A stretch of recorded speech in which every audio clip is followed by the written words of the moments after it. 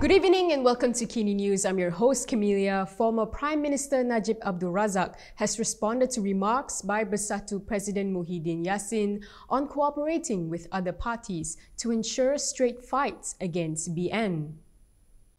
Former Prime Minister Najib Abdul Razak said that he believes Pakatan, Harapan and Perikatan Nasional may soon come up with new stories to dupe the public. He said this in response to Bersatu President Muhyiddin Yassin's statement that his party is ready to cooperate with any political party to ensure straight fights against BN in the upcoming 15th general election. In a post on Facebook today, Najib shared an article on Muhyiddin's remarks and said that Harapan and PN would make excuses that they were not joining forces but only cooperating to ensure one-on-one fights against BN. However, he pointed out that straight fights against BN would mean that Harapan and PN will need to divide the seats in parliament. He said once they have won the seats, they would have to work together or combine forces after GE15 to get the majority to form the government. Recently, several party leaders have talked about cooperation to face BN in the upcoming general elections. Last week, Amanah Deputy President Salahuddin Ayub had urged Harapan leaders to be open to holding discussions with all parties ahead of GE15, including from PN, under the Big Tent approach. DAP Secretary General Anthony Loke said, however, that the issue of cooperation between Harapan and PN should not arise, as PN was still a part of the government bloc. PAS President Abdul Hadi Awang had also responded to the proposal. He said PAS will never join Pakatan Harapan's Big Tent. Hadi said, PAS had cooperated with them for more than 20 years, which was long enough, and normally, political cooperation which has ended will not be repeated. Muhyiddin did not name any parties in his comment on cooperation. However, he said the party is already in the initial stage of discussions. Bersatu is ready to cooperate with any political party to ensure straight fights against BN in the upcoming 15th general election. This is according to Bersatu President Muhyiddin Yassin. He told reporters this after Bersatu's breaking of fast event in Kuala Lumpur yesterday night.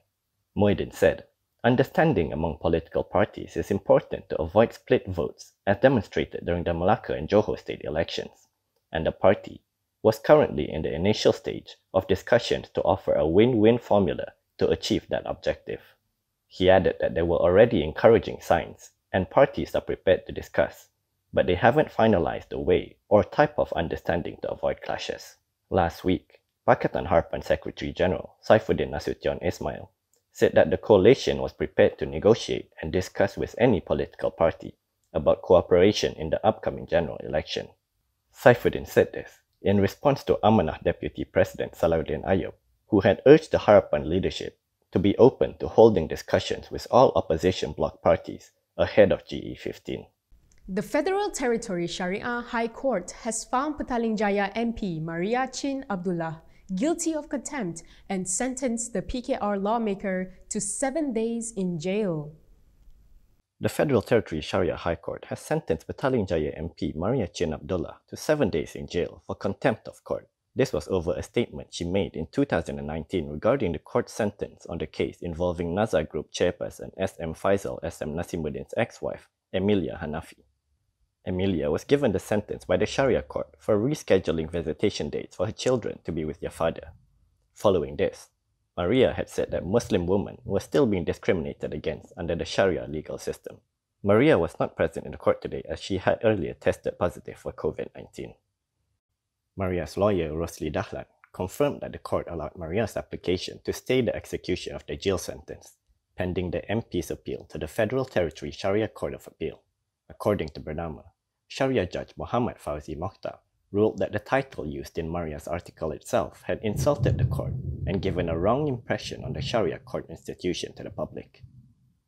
He added that her article also contained factual errors and inaccurate information regarding the case. He also noted that the lawmaker's defense was merely summarizing the statement, adding that she failed to provide any other ground on why it should not amount to contempt of court. Opposition leader Anwar Ibrahim has criticized the MACC for initiating an investigation against the Court of Appeal judge, which he described as going against the principles of separation powers. Opposition leader Anwar Ibrahim has expressed concern that the MACC investigations against Court of Appeal Judge Muhammad Nazlan Muhammad Ghazali could be seen as an attempt to exert pressure and a form of political interference. This came following MACC Chief Commissioner Azam Baki's confirmation yesterday that an investigation had been initiated against Nazlan. In a statement, Anwar said that he took note of the issue involving Nazlan and the claim that there is an unexplained 1 million ringgit in his account. However, he said the institution of the judiciary has its own body that governs and controls the integrity of judges. He added that this is done to ensure that there would be a clear separation of powers in the existing system.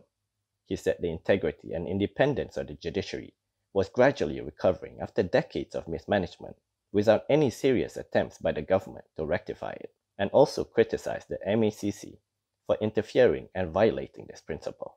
Nazlan is the judge who had convicted former Prime Minister Najib Abdul Razak of money laundering, abuse of power, and criminal breach of trust. Previously, Malaysia Today, run by political blogger Raja Petra Kamaruddin, had accused Nazlan of having unexplained wealth. Nazlan has lodged a police report over the allegation.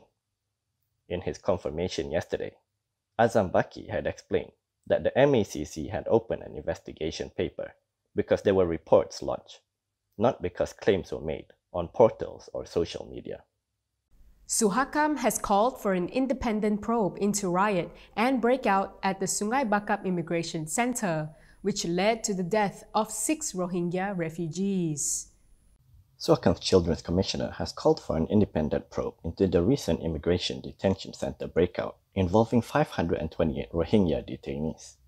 In a statement, Nur Aziah Muhammad Awal expressed sadness over the deaths of 2 children who were among those killed as they attempted to cross a highway, and said that the government should establish an independent body consisting of representatives other than the Home Ministry to investigate the incident. She reminded the government that Malaysia is a party to the 1989 Convention on the Rights of the Child, or CRC, which states that the state must ensure that a child who is seeking refugee status or who has been determined to be a refugee shall receive appropriate protection and humanitarian assistance. In addition, children who are seeking asylum or who have been granted refugee status are entitled to the full enjoyment of their rights under the 4 basic principles of the CRC.